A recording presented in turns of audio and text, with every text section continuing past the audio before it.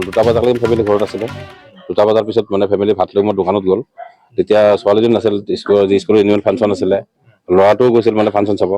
আৰু বাইদেউ ভাগিনটো সিহঁতে ৰাতিপুৱা ওলাই যায় সেই চান্সতে সিহঁতে সোমাই কিনে পিছফালে খিৰিকী ভাঙি কিনে সোমাই কিনে এইবিলাক কৰিলে সন্দেহটো কাৰো ওপৰত এতিয়া কৰিব পৰা নাই কি কৰিব পৰা নাই কেনেকে নাম মেনশ্যন কৰিব আৰু শত্ৰুটো আছে এতিয়া নাম মেনশ্যন কৰিব পৰা নাই নহয় কি নিছে আমাৰ সোণ নাছিলে সোণ প্ৰায় 4 লাখ মান টকা হ'ব আৰু টকা 70,000 মান হ'ব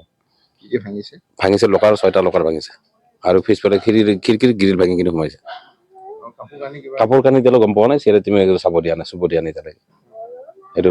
চিআৰএ টিম যোৱাৰ পিছতে আমি চাম তেতিয়াহে গম পাম কি হৈছে আগত হোৱা নাই এইবাৰে প্ৰথম হৈছে এইটো এৰিয়াত চুৰ হয় নেকি এইটো জেগাত হৈয়ে থাকে 3 বছৰমানৰ পৰা কণ্টিনিউ হৈয়ে আছে ইয়াৰ ঘৰত নহয়তো মন্দিৰ হওক কিবা হওক কাৰোবাৰ ঘৰৰ মন্দিৰ হওক কাৰোবাৰ ঘৰত হওক কাৰোবাৰ ঘৰৰ বাচনে হওক এই ঠাইখিনিত কেনেকুৱা মানুহ আছে মানুহ আমাৰ এইখিনিত আমাৰ অসমীয়াই আৰু ওপৰ ফালে কিন্তু মুছলিম মানুহ আছে